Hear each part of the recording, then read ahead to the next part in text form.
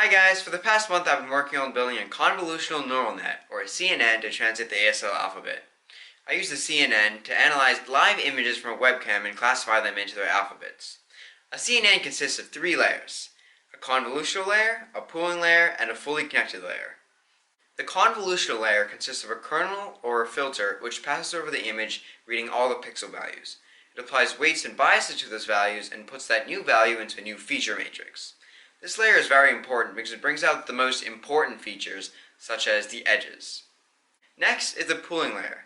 Now the pooling layer is somewhat similar to the convolution layer in that it has a kernel called the pooling kernel which moves over the matrix, ultimately creating a new matrix.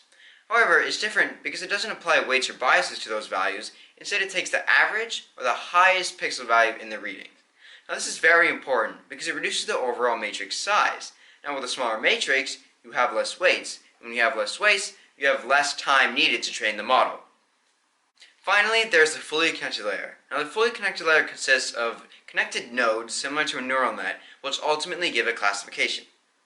As the matrix is passed through the fully connected layer, weights and biases are applied to pixels and then run through a softmax activation function to give a classification. Now that we've defined the model, we have to actually train it.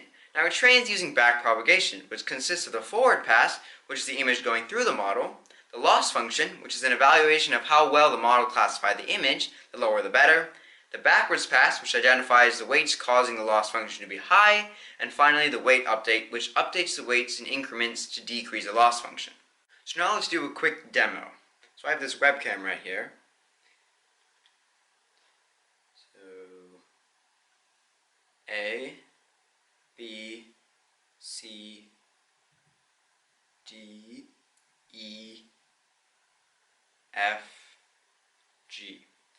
So as you can see, it was able to classify pretty much all the alphabets, which is pretty insane considering it's the first time it's seeing those images.